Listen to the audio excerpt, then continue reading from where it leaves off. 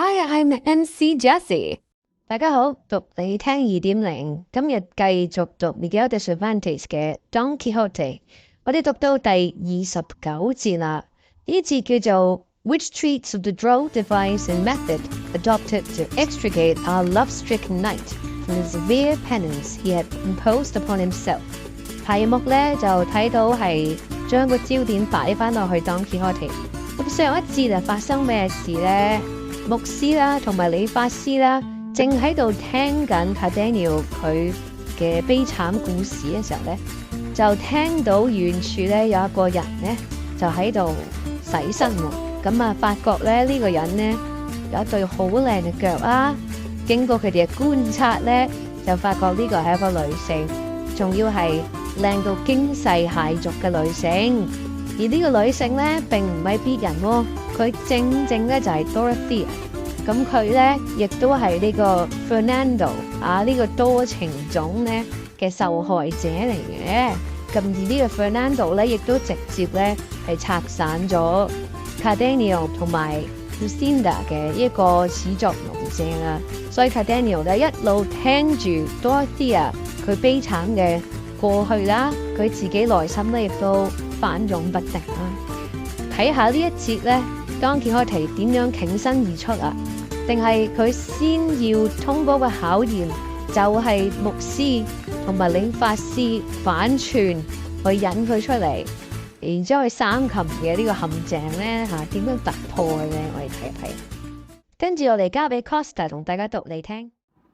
Such, sirs, is the true story of my sad adventures. Judge for yourself now whether the sighs and lamentations you heard, and the tears that flowed from my eyes, had not sufficient cause, even if I had indulged in them more freely. And if you consider the nature of my misfortune, you will see that consolation is idle, as there is no possible remedy for it. All I ask of you is, what you may easily and reasonably do, to show me where I may pass my life unharassed by the fear and dread of discovery by those who are in search of me.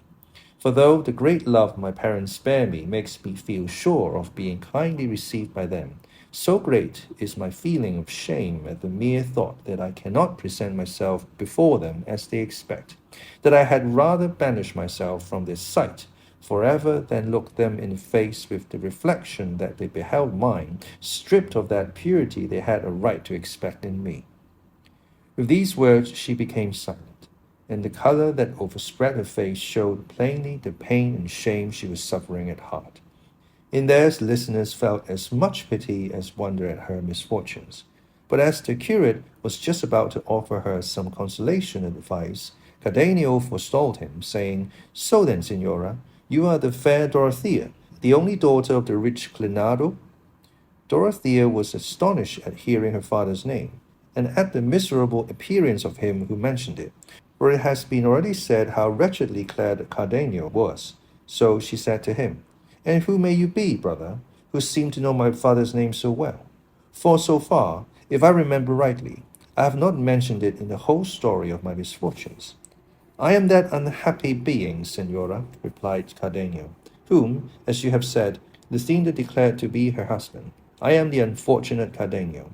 whom the wrongdoing of him who has brought you to your present condition has reduced to the state you see me in, bare, ragged, bereft of all human comfort, and what is worse, of reason, for I only possess it when heaven is pleased for some short space to restore it to me. I, Dorothea, am he who witnessed the wrong done by Don Fernando, and waited to hear the yes uttered by which Lucinda owned herself his betrothed. I am he who had not courage enough to see how her fainting fit ended, or what came of the paper that was found in her bosom, because my heart had not the fortitude to endure so many strokes of ill fortune at once. And so, losing patience, I quitted the house, and leaving a letter with my host, which I entreated him to place in Lucinda's hands, I betook myself to these solitudes, resolved to end here the life I hated as if it were my mortal enemy. But fate would not rid me of it, contenting itself with robbing me of my reason, perhaps to preserve me for the good fortune I have had in meeting you. For if that which you have just told us be true, as I believe it to be, It may be that heaven has yet in store for both of us a happier termination to our misfortunes than we look for,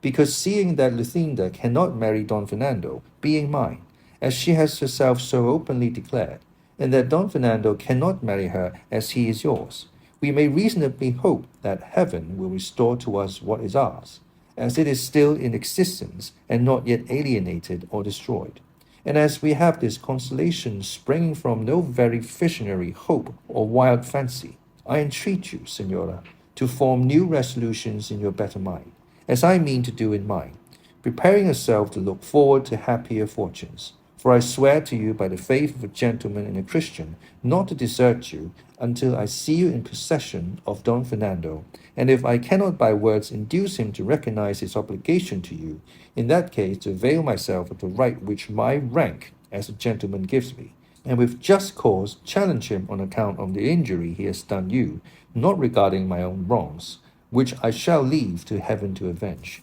while I on earth devote myself to yours. Cardenio's words completed the astonishment of Dorothea, and not knowing how to return thanks for such an offer, she attempted to kiss his feet, but Cardenio would not permit it, and the licentiate replied for both, commended the sound reasoning of Cardenio, and lastly begged, advised, and urged them to come with him to his village, where they might furnish themselves with what they needed, and take measures to discover Don Fernando or restore Dorothea to her parents, or do what seemed to them most advisable. Cardenio and Dorothea thanked him, and accepted the kind offer he made them, and the barber, who had been listening to all attentively and in silence, on his part some kindly words also, and with no less goodwill than the curate offered his services in any way that might be of use to them. He also explained to them in a few words the object that had brought them there, and the strange nature of Don Quixote's madness, and how they were waiting for his squire, who had gone in search of him. Like the recollection of a dream, the quarrel he had had with Don Quixote came back to Cardenio's memory, and he described it to the others, but he was unable to say what the dispute was about. At this moment they heard a shout, and recognized it as coming from Sancho Panza, who, not finding them where he had left them, was calling aloud to them. They went to meet him, and in answer to their inquiries about Don Quixote, he told them how he had found him stripped to his shirt, lank, yellow, half dead with hunger, and sighing for his lady Dorothea. And although he had told him that she commanded him to quit that place and come to El Toboso, where she was expecting him, he had answered that he was determined not to appear in the presence of a beauty until he had done deeds to make him worthy of a favor. And if this went on, Sancho said, he ran the risk of not becoming an emperor as in duty bound, or even an archbishop, which was the least he could be, for which reason they ought to consider what was to be done to get him away from there. The licentiate in reply told him not to be uneasy, for they would fetch him away in spite of himself. He then told Cardenio and Dorothea what they had proposed to do to cure Don Quixote, or at any rate take him home, upon which Dorothea said that she could play the distressed damsel better than the barber, especially as she had there the dress in which to do it to life, and that they might trust to her acting the part in every particular requisite for carrying out their scheme, for she had read a great many books of chivalry, and knew exactly the style in which afflicted damsels beg boons of knights errant. In that case, said the curate, there is nothing more required than to set about it at once, for beyond a doubt fortune is declaring itself in our favor, since it has no unexpectedly begun to open the door for your relief, and smooth the way for us to our object. Dorothea then took out of her pillowcase a complete petticoat of some rich stuff, and a green mantle of some other fine material, and a necklace and other ornaments out of a little box. And with these, in an instant, she so arrayed herself that she looked like a great and rich lady. All this and more, she said, she had taken from home in case of need, but that until then she had had no occasion to make use of it. They were all highly delighted with her grace, air, and beauty, and declared Don Fernando to be a man of very little taste when he rejected such charms. But the one who admired her most was Sancho Panza, for it seemed to him that in all the days of his life he had never seen such a lovely creature, and he asked the curate with great eagerness who this beautiful lady was, and what she wanted in these out-of-the-way quarters. This fair lady, brother Sancho, replied the curate, is no less a personage than the heiress in the direct male line of the great kingdom of Micomicon, who has come in search of your master to beg a boon of him, which is that he redress a wrong or injury that the wicked giant has done her. And from the fame as a good knight which your master has acquired far and wide, this princess has come from Guinea to seek him. A lucky seeking and a lucky finding, said Sancho Panza, especially if your master has the good fortune to redress that injury and right that wrong, and kill that son of a giant your worship speaks of, as kill him he will if he meets him, unless indeed he happens to be a phantom. For my master has no power at all against phantoms. But one thing among others I would beg of you, Signor Sancho, which is that, to prevent my master taking a fancy to be an archbishop, for that is what I'm afraid of, your worship would recommend him to marry this princess at once, for in this way he will be disabled from taking archbishop's orders, and will easily come into his empire, and I to the end of my desires. I have been thinking over the matter carefully, and by what I can make out I find it will not do for me that my master should become an archbishop, because I am no good for the church, as I am married, and for me now, having as I have a wife and children, to set about obtaining dispensations to enable me to hold a place of profit under the church would be endless work. So that, Signor, it all turns on my master marrying this lady at once, for as yet I do not know her grace, and so I cannot call her by her name. She is called the Princess Micomicona, said the curate, for as her kingdom is Micomicon, it is clear that must be her name. There is no doubt of that, replied Sancho, for I have known many to take their name and title from the place where they were born and call themselves Pedro of Alcalá, Juan of Ubeda, and Diego of Valladolid. And it may be that over there in Guinea, queens have the same way of taking the names of their kingdoms. So it may, said the curate, and as for your master's marriage, I will do all in your power towards it. With which Sancho was as much pleased as the curate was amazed at his simplicity and at seeing what a hold the absurdities of his master had taken of his fancy, for he had evidently persuaded himself that he was going to be an emperor. By this time Dorothea had seated herself upon the curate's mule, and the barber had fitted the oxtail beard to his face, and they now told Sancho to conduct them to where Don Quixote was, warning him not to say that he knew either the licentiate or the barber, as his master's becoming an emperor entirely depended on his not recognizing him. Neither the curate nor Cardenio, however, thought fit to go with them. Cardenio, lest he should remind Don Quixote of the quarrel he had with him, and the curate as there was no necessity for his presence just yet, so they allowed the others to go on before them, while they themselves followed slowly on foot. The curate did not forget to instruct Dorothea how to act, but she said they might make their minds easy, as everything would be done exactly as the books of chivalry required and described. They had gone about 3/4 of a league when they discovered Don Quixote in the wilderness of rocks, by this time clothed, but without his armor, and as soon as Dorothea saw him and was told by Sancho that that was Don Quixote, she whipped her palfrey, the well-bearded barber following her, and on coming up to him, her squire sprang from his mule and came forward to receive her in his arms. And she, dismounting, with great ease of manner advanced to kneel before the feet of Don Quixote, and though he strove to raise her up, she without rising addressed him in this fashion. From this spot I will not rise, valiant and doughty knight, until your goodness and courtesy grant me a boon, which will rebound to the honour and renown of your person and render service to the most disconsolate and afflicted damsel the sun has seen. And if the might of your strong arm corresponds to the repute of your immortal fame, you are bound to aid the helpless being who, led by the savour of your renowned name, have come from far distant lands to seek your aid in her misfortunes. I will not answer a word, beauteous lady, replied Don Quixote, nor will I listen to anything further concerning you until you rise from the earth. I will not rise, Signor, answered the afflicted damsel, unless of your courtesy the boon I ask is first granted me. I grant and accord it, said Don Quixote,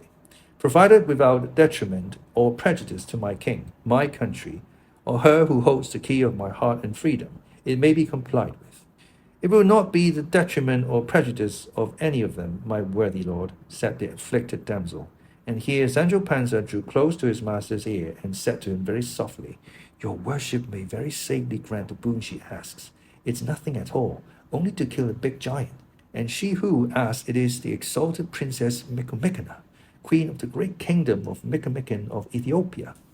Let her be who she may, replied Don Quixote. I will do what is my bounden duty, and what my conscience bids me, in conformity with what I have professed. And turning to the damsel, he said, Let your great beauty rise, for I grant the boon which you would ask of me.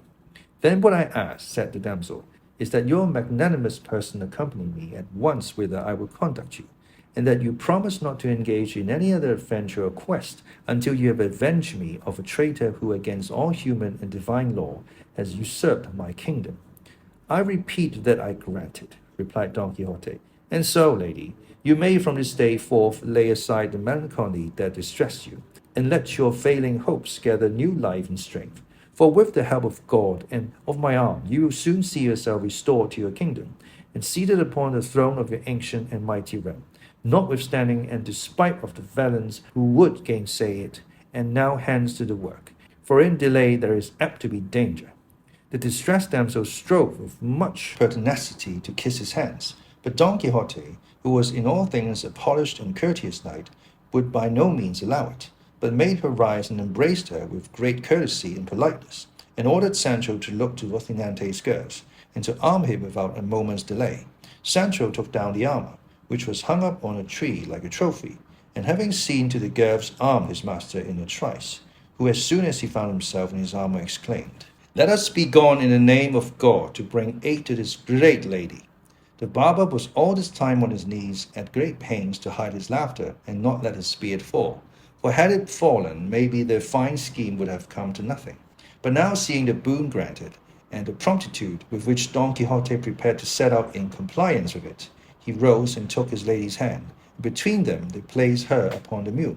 Don Quixote then mounted Rocinante, and the barber settled himself on his beast, Sancho being left to go on foot, which made him feel anew the loss of his dapple, finding the want of him now. But he bore all with cheerfulness, being persuaded that his master had now fairly started and was just on the point of becoming an emperor, for he felt no doubt at all that he would marry this princess, and be king of Micomicon at least. The only thing that troubled him was the reflection that his kingdom was in the hand of the blacks, and that the people they would give him for vassals would be all black. But for this he soon found a remedy in his fancy, and said he to himself, What is it to me if my vassals are blacks? What more have I to do than make a cargo of them and carry them to Spain, where I can sell them and get ready money for them, and with it buy some title or some office in which to live at ease all the days of my life? Not unless you go to sleep and haven't the wit or skill to turn things to account to sell 3, 6, or 10,000 vessels, while you would be talking about it. By God, I will stir them up, big and little, or as best I can, and let them be ever so black, I'll turn them into white or yellow. Come, come, what a fool I am. And so he jogged on, so occupied with his thoughts and easy in his mind that he forgot all about the hardship of traveling on foot. Cardenio and the curate were watching all this from among some bushes, not knowing how to join company with the others. But the curate, who was very fertile in devices, soon hit upon a way of effecting their purpose, and with a pair of scissors he had in a case, he quickly cut off Cardenio's beard, and putting on him a grey jerkin of his own, he gave him a black cloak, leaving himself in his breeches and doublet, while Cardenio's appearance was so different from what it had been that he would not have known himself had he seen himself in the mirror. Having effected this, although the others had gone on ahead while they were disguising themselves, they easily came out on the high road before them, for the brambles and awkward places they encountered did not allow those on horseback to go as fast as those on foot. They then posted themselves on the level ground at the outlet of the Sierra, and as soon as Don Quixote and his companions emerged from it, the curate began to examine him very deliberately, as though he was striving to recognize him.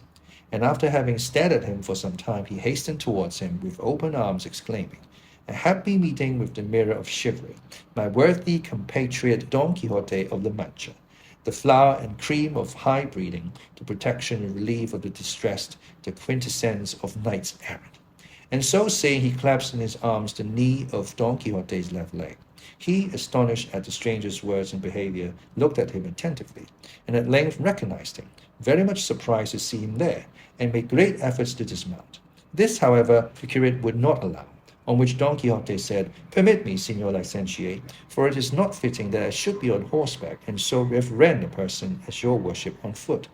"On no account will I allow it," said the curate. "Your mightiness must remain on horseback, for it is on horseback you achieve the greatest deeds and adventures that have been beheld in our age. As for me, an unworthy priest, it will serve me well enough to mount on the haunches of one of the mules of these gentlefolk who accompany your worship, if they have no objection. And I will fancy I am mounted on the steed Pegasus, or on the zebra or charger that bore the famous Moor Muzarake, who to this day lies enchanted in the great hill of Sulima, a little distance from the great Complutum." "Not even that will I consent to, Signor Licentiate," answered Don Quixote, "and I know it will be the good pleasure of my lady the princess, out of love for me, to order a squire to give up the saddle of his mule to your worship, and he can sit behind if the beast will bear it." "It will, I am sure," said the princess, "and I am sure, too, that I need not order my squire, for he is too courteous and considerate to allow a churchman to go on foot when he might be mounted." "That he is," said the barber, and at once alighting, he offered his saddle to the curate, who accepted it without much entreaty. But unfortunately, as the barber was mounting behind, the mule, being as it happened a hired one, which is the same thing as saying ill condition, lifted its hind hoofs and let fly a couple kicks in the air, which would have made the Master Nicholas wish his expedition in quest of Don Quixote at the devil had they caught him on the breast or head. As it was, they so took him by surprise that he came to the ground, giving so little heed to his beard that it fell off, and all he could do when he found himself without it was to cover his face hastily with both his hands and moan that his teeth were knocked out. Don Quixote, when he saw all that bundle of beard detached, without jaws or blood, from the face of the fallen squire, exclaimed, "By the living God, but this is a great miracle! It has knocked off and plucked away the beard from his face as if it had been shaved off designedly." The curate, seeing the danger of discovery that threatened his scheme, at once pounced upon the beard and hastened with it to where Master Nicholas lay, still uttering moans, and drawing his head to his breast, had it on in an instant, muttering over him some words which he said were a certain special charm for sticking on beards, as they would see, and as soon as he had fixed it he left him, and the squire appeared well bearded and whole as before, whereat Don Quixote was beyond measure astonished, and begged the curate to teach him that charm when he had the opportunity, as he was persuaded its virtue must extend beyond the sticking on the beards, for it was clear that when the beard had been stripped off the flesh must have remained torn and lacerated, and when it could heal all that it must be good for more than beards. "And so it is," said the curate, and he promised to teach it to him on the first opportunity. He then agreed that for the present the curate should mount, and that the three should ride by turns until they reached the inn, which might be about 6 leagues from where they were. The three then being mounted, that is to say, Don Quixote, the princess, and the curate, and 3 on foot, Cardenio, the barber, and Sancho Panza. Don Quixote said to the damsel, "Let your highness, lady, lead on whithersoever is most pleasing to you." But before she could answer, the licentiate said, "Towards what kingdom would your ladyship direct our course? Is it perchance towards that of Micomicon? It must be, or else I know little about kingdoms." She, being ready on all points, understood that she was to answer yes. So she said, "Yes, Signor, my way lies towards that kingdom." "In that case," said the curate, "we must pass right through my village, and there your worship will take the road to Cartagena, where you will be able to embark, fortune favoring, and if the wind be fair and the sea smooth and tranquil, in somewhat less than 9 years you may come in sight of the great lake in Meotides, which is little more than 100 days' journey this side of your highness' kingdom." "Your worship is mistaken, Signor," said she, "for it is not 2 years since I set out from it, and though I never had good weather, nevertheless I am here to behold what I so longed for, and that is my Lord Don Quixote of La Mancha, whose fame came to my ears as soon as I set foot in Spain and impelled me to go in search of him, to commend myself to his courtesy, and entrust the justice of my cause to the might of his invincible arm." "Enough, no more praise," said Don Quixote at this, "for I hate all flattery, and though this may not be so, still language of the kind is offensive to my chaste ears. I will only say, Signora, that which it may or may not have shall be devoted to your service even to death. And now, leaving this to its proper season, I would ask the Signor Licentiate to tell me what it is that has brought him into these parts, alone, unattended, and so lightly clad that I'm filled with amazement. I will answer that briefly, replied the curate. You must know then, Signor Don Quixote, that Master Nicholas, our friend and barber, and I were going to Seville to receive some money that a relative of mine who went to the Indies many years ago had sent me. And not such a small sum, but that it was over 60,000 pieces of 8 full weight, which is something. And passing by this place yesterday, we were attacked by 4 footpads, who stripped us even to our beards. And then they stripped off so that the barber found it necessary to put on a false one. And even this young man here, pointing to Cardenio, they completely transformed. But the best of it is, the story goes in the neighborhood that those who attacked us belonged to a number of galley slaves who, they say, were set free almost on the very same spot by a man of such valor that, in spite of the commissary and of the guards, he released the whole of them. And beyond all doubt, he must have been out of his senses, or he must be as great a scoundrel as they, or some man without heart or conscience to let the wolf loose among the sheep, the fox among the hens, the fly among the mud. He has defrauded justice, and opposed his king and lawful master, for he opposed his just commands. He has, I say, robbed the galleys of their feet, stirred up the holy brotherhood, which for many years past has been quiet, and, lastly, has done a deed by which his soul may be lost without any gain to his body.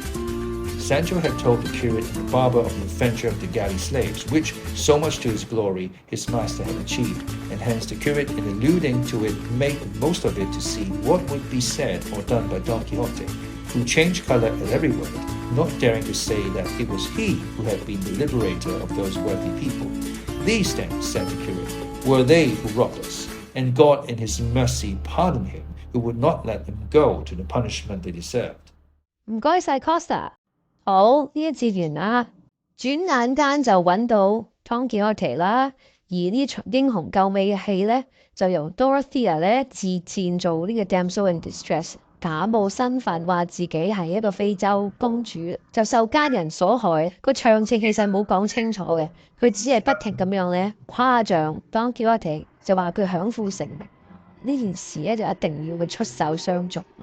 就冇講清楚啊，只係叫佢咧去擊殺呢個巨人嘅啫。咁究竟發生咩事其實係唔知嘅。咁但係Don Quixote當然係見到對方係美女啦，騎士精神咧又再一次發作啦。二話不說咧就踏上旅程。咁旅程開始冇耐咧就牧師啦同 Cardenio 又歸隊啦。轉眼間咧亦都將個路程又帶翻去牧師嘅村莊，其實就欺騙Don Quixote啦嚇。講咧就係話翻去呢個非洲國家嘅路上。好，我哋睇下呢一節有啲咩字，同大家分享。題目有寫呢個字 Droll D-R-O-L-L Droll device。Droll 係一個形容詞嚟嘅，佢意思就係 curious or unusual in a way that provokes dry amusement， 滑稽嘅，可笑嘅。咁呢個字就形容佢哋反串啦嚇，想扮女人去引Don Quixote去英雄救美啊，一個 Droll device 啦嚇，男人扮女人啊，滑稽可笑。Promptitude P-R-O-M-P-T 就係 prompt 啊 ，Promptitude 名詞嚟嘅 ，the quality of acting quickly and without delay， 迅速啊，敏捷都係形容Don Quixote好迅速咁樣 ，in promptitude 就去答應 Dorothea， 答應去上路啦。Decidedly D-E-S-I-G-N-E-D-L-Y design 設計啦 ，decidedly 就係一個副詞嚟嘅比較少同大家分享。意思即係 deliberately in order to produce a specific effect， 形容動作嘅一個故意嘅設計。好，今日嚟到呢度，下一節讓大家讀嚟聽，拜拜。If you like this video, make sure to comment, like, share and subscribe to Costa. See you next Friday.